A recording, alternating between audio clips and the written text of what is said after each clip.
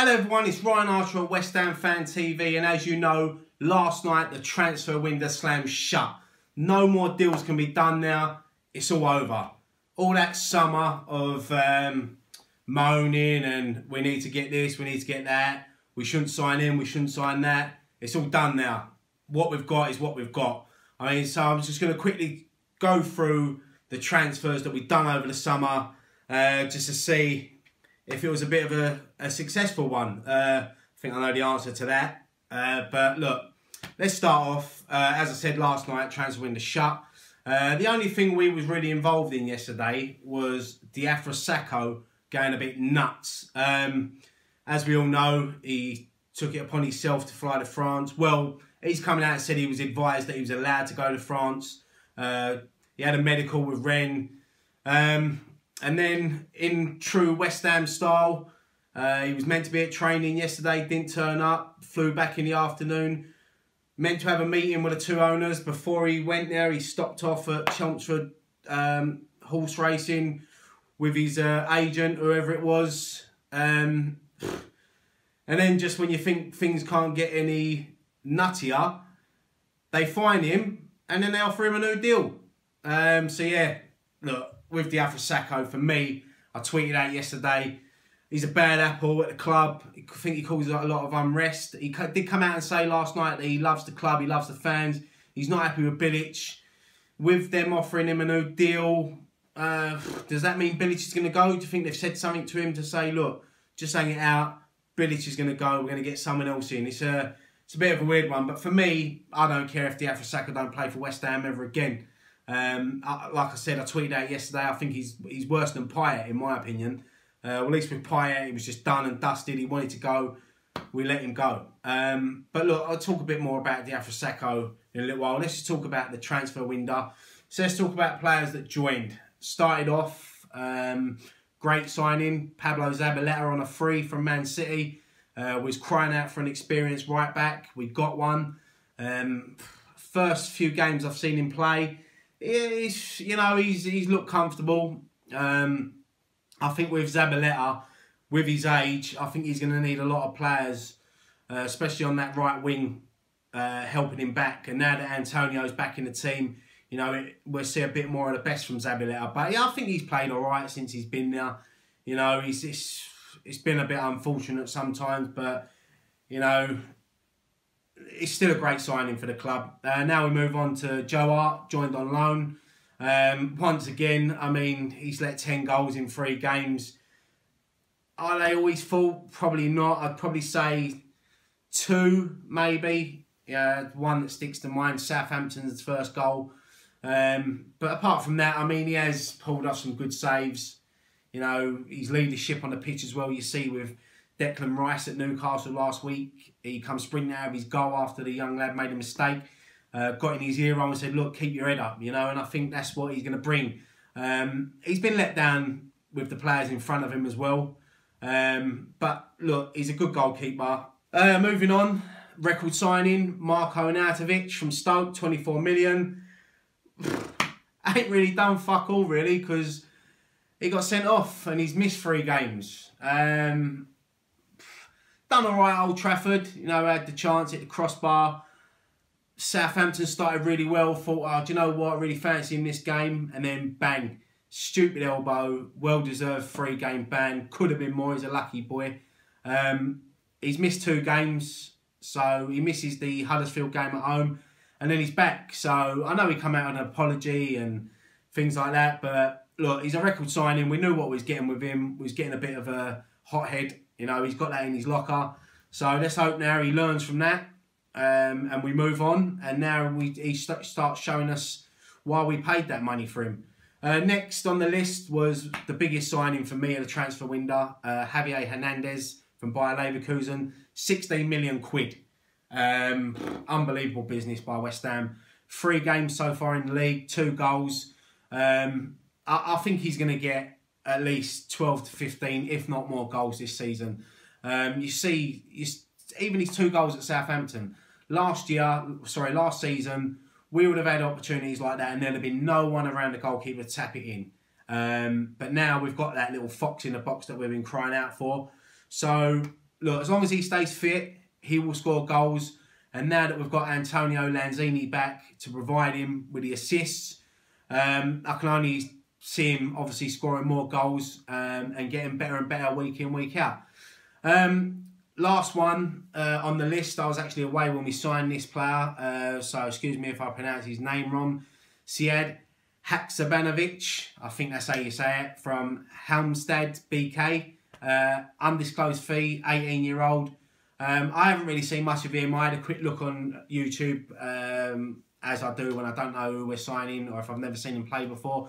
He looks a good talent. People have been raving about him, attacking midfielder. Whether he's going to be involved in the first team squad this season, that's another question. But look, we need obviously players. So if he's good enough, he's old enough, then he deserves a chance.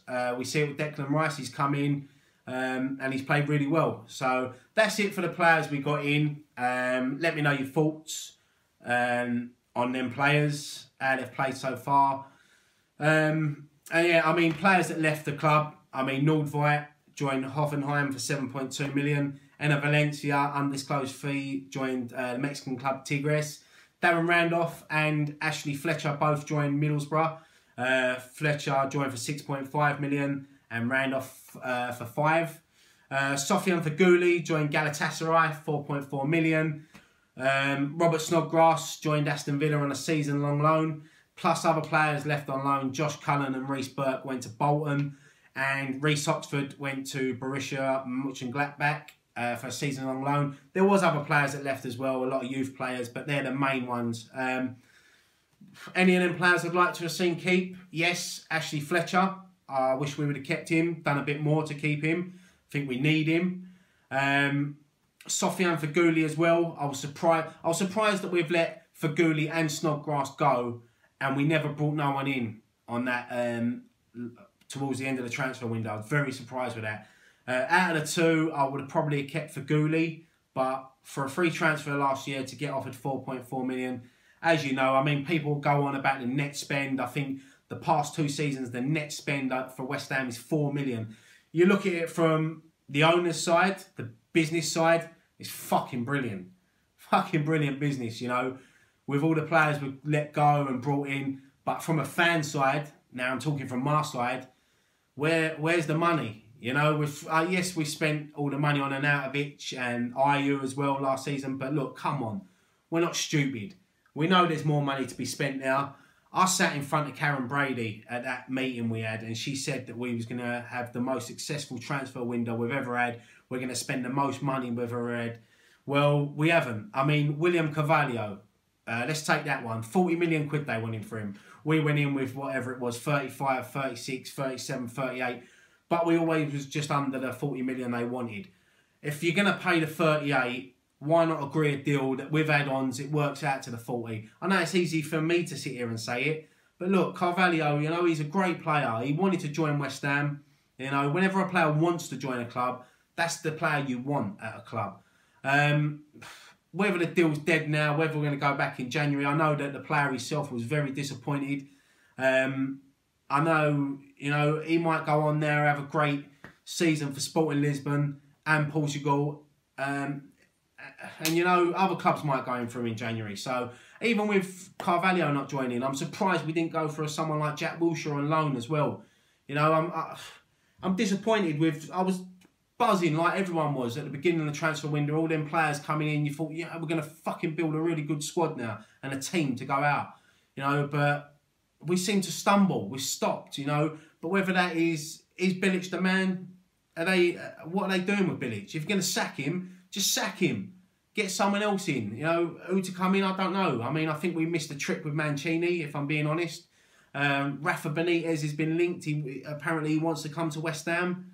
You know, I don't know. I don't know what's going on. It's disappointing at West Ham. It just seems all the time that we seem to be going somewhere and then bang, we hit a wall and we just can't get through it. And I really thought we was going to do it. So, but look, now we're stuck with the players. You know, we've got the squad. Listen, don't get me wrong. Fully fit squad. Our starting 11 is unbelievable. Lanzini, Antonio, Arnautovic, you know, Hernandez, you know, Obiang.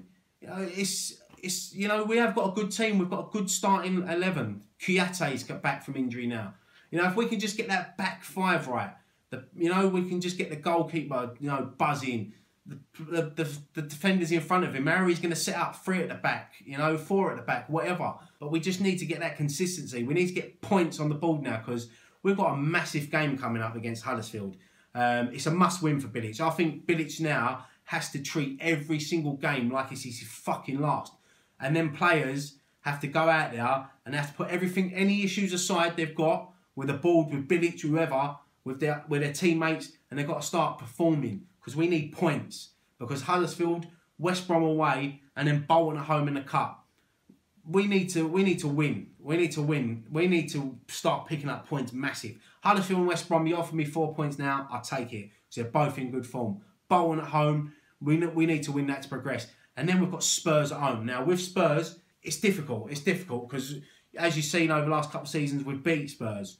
But, you know, it's a different time of the season now. We usually play them at the end of the season when they're going for something and we like to upset them and spoil their party. But it ain't like that this season. They're going to come to the London Stadium and they're going to want to fucking cement us rock bottom of the table. So look, like I said, we've got, you know, some crucial games coming up. Whether Bilic is in charge or not, I think he will be. I think he'll be here until probably at least the next 5 games, depending on results. But like I said, he's got to treat it as his last game. So put everything on the line. But look, sorry for rambling on a bit there. I haven't done a video for a few weeks, so it's nice to be back. Give me your thoughts on the whole transfer window scenario. Slaven Bilic, our next 3 games, how many points do you realistically see us getting? And where do you think when do you think we're going to start moving up the table? Can you see us actually moving up the table? And also, give me your best starting 11 as well. You know, I like to see, people always have different opinions, whether Noble in, Noble out. And Andy Carroll as well should be back after the international break. He's going to be massive. He's going to be massive, not only for his the way he plays, but his leadership as well. So look, I'll leave that there. Thank you so much for watching this video. Also, don't forget to subscribe to the channel. I keep forgetting to say that. Look, I'm Ryan Archer at West Ham Fan TV. Thank you so much for watching this video. Come on, you Irons.